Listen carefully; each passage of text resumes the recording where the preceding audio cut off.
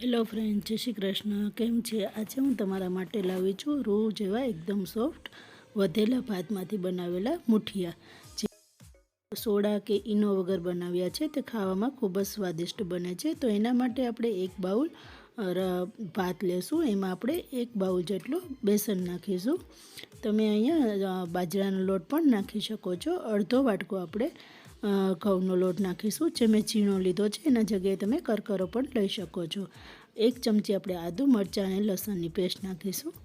મીઠું નાખીશું સ્વાદ મુજબ. 1/4 ચમચી આપણે હળદર નાખીશું.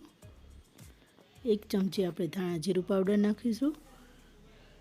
ને અડધી ચમચી આપણે મરચાંનો પાવડર નાખીશું, કેમ કે મેં લીલા મરચાં પણ નાખ્યા છે. 3 ચમચી જેટલી આપણે ખાંડ નાખીશું.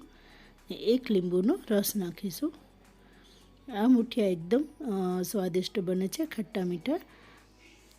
હવે આપણે એને સરખી રીતના મિક્સ કરી લઈશું. 2 ચમચી જેટલું આપણે તેલ નાખીશું. તેલ નાખવાથી મુઠિયા એકદમ સોફ્ટ બને છે, એટલે તમારે સોડા કે ઈનો નાખવાની પણ જરૂર નહીં પડે. હવે થોડું થોડું પાણી નાખીને આપણે બાંધી લેશું,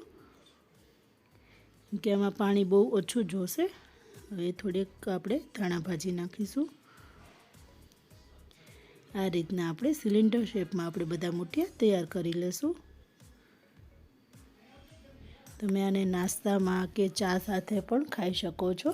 હવે ગરમ કરેલું સ્ટીમર છે, એમાં આપણે 15 મિનિટ માટે મુઠિયાને સ્ટીમ કરી લેશું. ચાકુની મદદથી આપણે એને ચેક કરી લેશું. 15 મિનિટ બાદ મુઠિયા આપણા સરસ બફાઈ ગયા છે. આ રીતના હવે આપણે એના નાના નાના પીસીસ કરી લેશું. જો તમને મારી રેસીપી પસંદ આવે તો લાઈક કરો, શેર કરો અને સબસ્ક્રાઈબ કરો. તમે આને એમનેમ કાચા પણ ખાઈ શકો છો તેલ સાથે. હવે આપણે વઘાર તૈયાર કરશું. એના માટે 3 ચમચી તેલ લેશું. એમાં 1 ચમચી જેટલી આપણે રાઈ નાખીશું.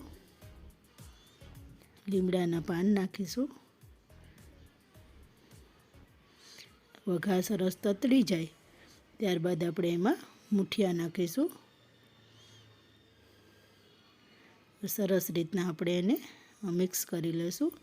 2 ચમચી જેટલા આપણે સફેદ તલ નાખીશું. તલ નાખવાથી સ્વાદ ખૂબ જ સરસ આવતો હોય છે. અડધી ચમચી લાલ મરચું નાખીશું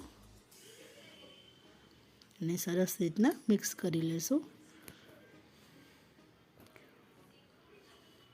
જો તમને મારી રેસીપી પસંદ આવતી હોય તો લાઈક કરો, શેર કરો અને સબસ્ક્રાઈબ કરો.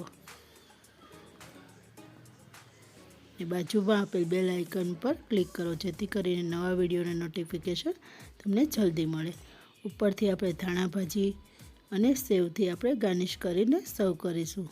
તો તમે મને જરૂરથી કહેજો કે તમને આ રેસીપી કેવી લાગી. તમે આ રીતના મુઠિયા બનાવશો તો તમને બીજું કંઈ બનાવવાની જરૂર નહીં પડે. મુઠિયા ખૂબ જ સ્વાદિષ્ટ બનશે. તો એકવાર જરૂરથી ટ્રાય કરજો અને મને કહેજો કે કેવા બન્યા છે. Bye bye friends. Thank you.